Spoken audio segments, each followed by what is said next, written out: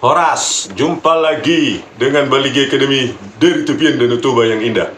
Oke, kita akan melanjutkan ya seri ke-6 ya, bagaimana pengakuan dari ayah dari almarhum Lutfi Hakim ya, salah satu dari 6 laskar FPI yang dibantai ya, dibunuh ya, secara brutal ya menurut saya.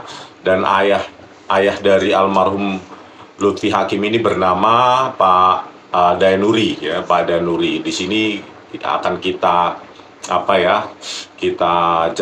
bacakan saksian dari bapak ini. Oke, lanjut.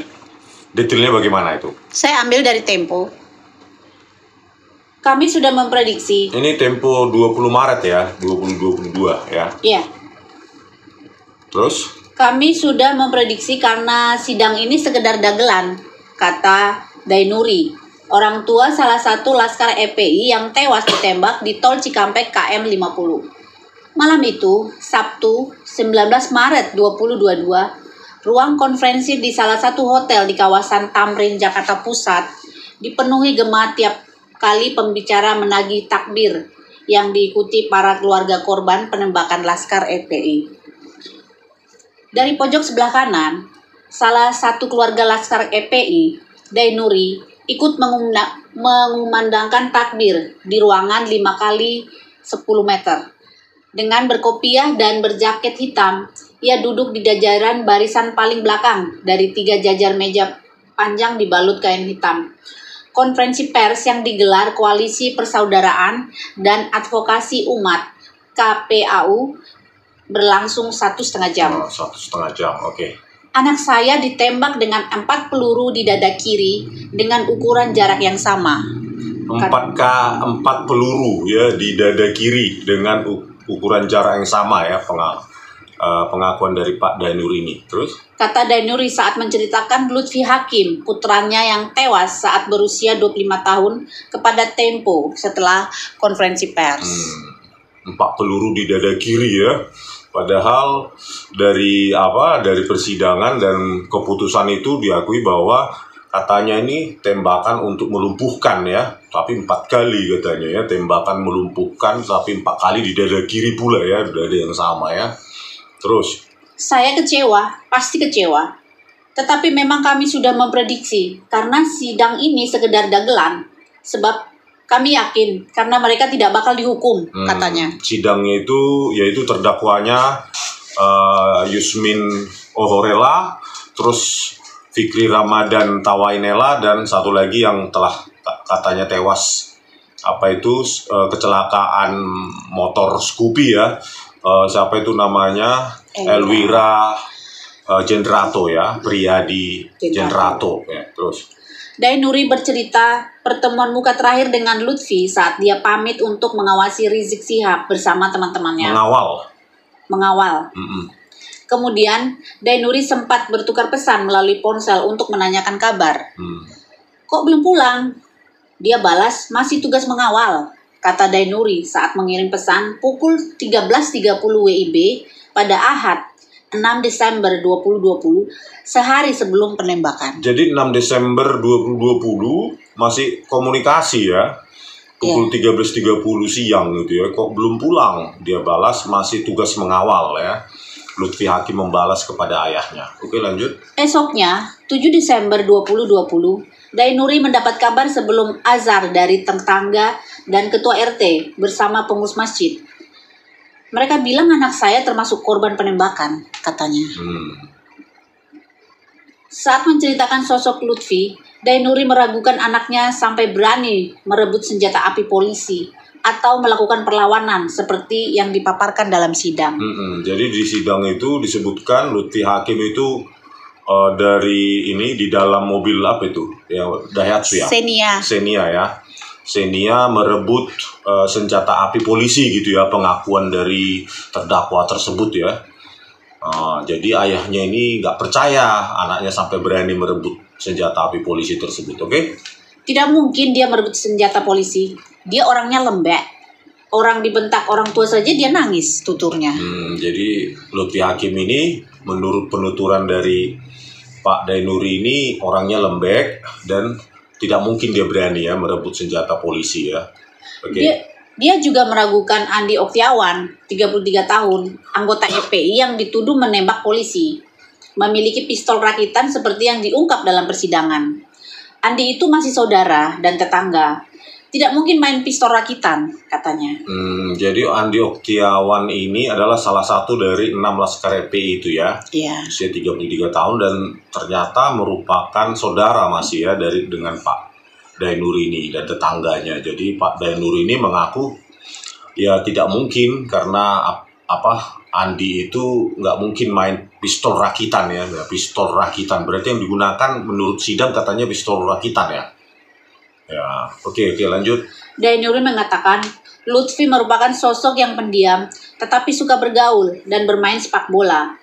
Di samping olahraga, dia ikut kegiatan lingkungannya seperti Karang Taruna, remaja masjid, dan pengajian malam. Sudah lama dia melatih kiper anak-anak usia 12 hingga 15 tahun. Jadi semasa hidup, Lutfi Hakim ini suka main bola gitu ya, terus pengajian dan Karang Taruna. Dia juga pelatih kiper ya untuk anak-anak usia 12 tahun, 15 tahun. Dia remaja masjid juga. Terus? Lutfi Hakim, 25 tahun, adalah salah satu dari 4 anggota FPI yang ditembak dalam penahanan di mobil polisi setelah pengejaran dan baku tembak sebelumnya.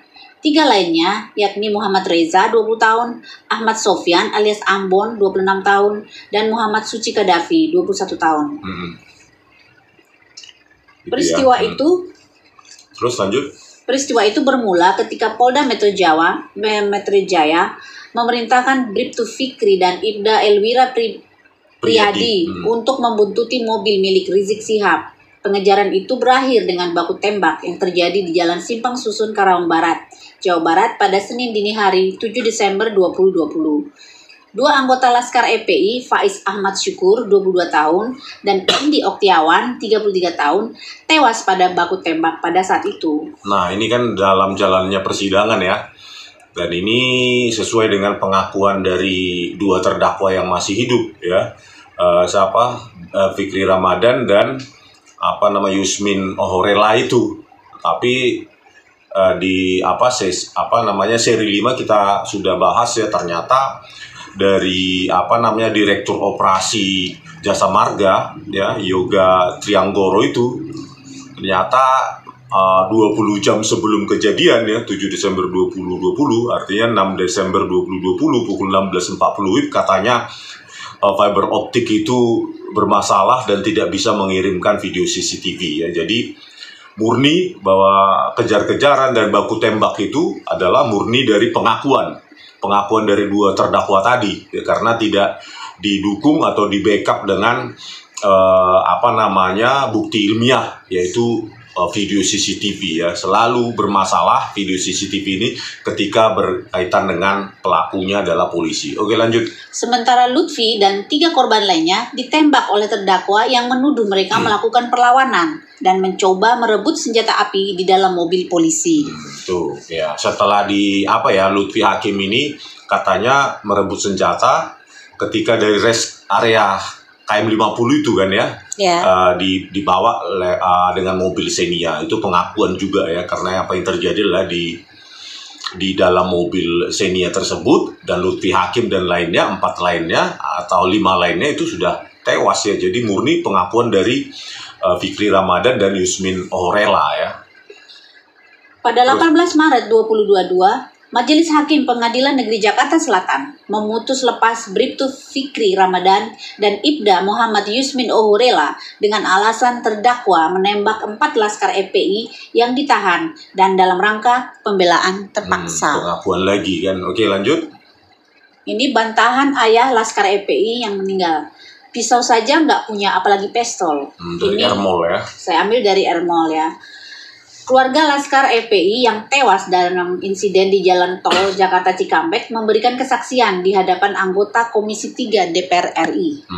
Salah satunya adalah Dainuri.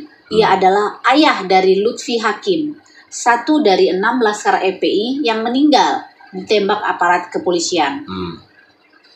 Kepada anggota Komisi 3, Dainuri membantah tudingan bahwa anaknya membawa senjata yang kemudian digunakan untuk menyerang aparat kepolisian sebelum dilakukan tindakan tegas dan terukur. Anak saya nggak pernah bawa senjata apapun.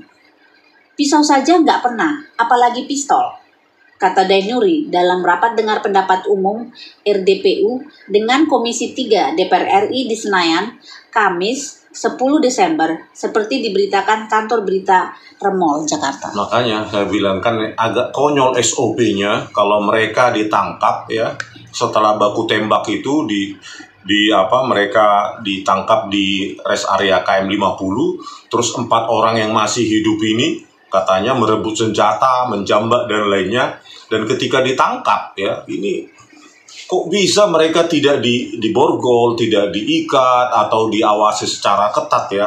Nah ini sangat tidak masuk akal ya terjadinya perebutan senjata tersebut di dalam mobil Xenia dan mereka berempat itu tidak diawasi gitu, tidak diborgol ya. Itulah sangat tidak masuk akal di situ ya. Inilah berdasarkan pengakuan dari terdakwa Fikri Ramadan dan Yusmin Ohorela. Oke, lanjut. Dainuri menuturkan, putranya sempat berpamitan sebelum berangkat mengawal Habib Rizik Syihab. Kepadanya Lutfi sempat meminta restu saat berpamitan. Kamis, anak saya berangkat. Pamit itu Kamis sore. Bi, minta ridho. Saya mau kawal Habib, kata Dainuri menirukan anaknya saat pamit. Lanjut. Insya Allah saya ridoin, yang penting jalan yang benar. Lanjut Dainuri mengulang perkataan yang diucapkannya kepada Lutfi sebelum berangkat. Pamitan dulu. Terus. Nah ini pada sesi yang ketiga, kesaksian ayah Lutfi Hakim saat mandikan jenazah ditemukan luka bekas disiksa. 11 Desember ya, 2020, Warta Kota. Ini dari Warta Kota ya. Ayah Lutfi menyaksikan proses pemandian jenazah Lutfi. Melihat kondisi tubuh Lutfi, ada sejumlah hal yang membuat ayah Lutfi menduga telah terjadi penyiksaan. Jadi menurut ayah Lutfi, yaitu Pak Dainuri, pada saat memandikan jenazah Lutfi Hakim, ada bekas-bekas penyiksaan ya. Terus saya melihat sendiri pas dimandikan, menyaksikan, itu kayak disiksa. Di punggung seperti geseng, memar terus, mohon maaf. Kemaluannya itu bekas diinjak, dan pipinya bengkak biru, dan kulit tangannya terkelupas. Jadi pada saat memandikan jenazah ada di punggungnya itu kayak memar, kemaluannya itu kayak bekas diinjak, dan pipinya bengkak biru ya, terus kulit tangannya terkelupas ya. Jadi ciri-ciri terjadinya penyiksaan. Oke, lanjut. Dan juga tembakannya itu dari jarak dekat. Ada 4 lubang di bagian dada, tembus sampai ke belakang semua. Kulitnya di bagian punggung dan juga dada agak terkelupas, agak lebar bekas luka tembakannya jadinya. Jadi itu ya. Iya. Jadi itulah ya. Jadi menurut Pak Dainuri, ayah dari almarhum Lutfi Hakim ini terjadi adanya ciri-ciri penyiksaan seperti punggung memar, kemaluannya itu seperti bekas diinjak, pipinya bengkak biru, dan kulit tangannya terkelupas ya. Jadi belajar dari kasus kematian Brigadir Joshua ya, saya kira para pengacara 6 Laskar FPI ini dan para keluarganya memiliki foto-foto ya ketika dimandikan itu. Jadi foto-foto ini ya mudah-mudahan ada bisa menjadi salah satu fakta atau bukti yang mendukung nanti ya ketika akan dibuka lagi oleh kakak kita ya, Natalius Pigai yang sekarang menjadi Menteri HAM ya. Semoga Pak Menteri mendengarkan ini ya, bahwa negara ini bertanggung jawab ya terjadinya pembantaian seperti ini, dan banyak hal-hal yang janggal sudah kita kupas satu persatu sebelumnya sampai ke seri ke-6 ini ya. Jadi mudah-mudahan foto-foto ini yang mendukung ini masih disimpan oleh para pengacara FPI dan para keluarganya ya, sehingga bisa mendukung statement ini gitu ya. Seperti kasus Brigadir Joshua kan kemarin, tantenya atau namburunya mengumpulkan foto-foto meskipun katanya sempat dilarang ya. Nah ini Makanya Pak Natolius Pigai ya, kami tetap bersuara dari Balige di tepian Danau Toba ya. Semoga Kakak Pigai, Natolius Pigai mendengarkan dan mengingat janjinya ya, bahwa ini ya, pembantaian 6 laskar FPI ini adalah pelanggaran HAM berat. Oleh karena itu negara bertanggung jawab untuk membongkar kembali ya, agar masyarakat mendapatkan keadilan yang sesungguh-sungguhnya. Oke, sekian dulu dari kami Balige Academy di tepian Danau Toba yang indah. Horas!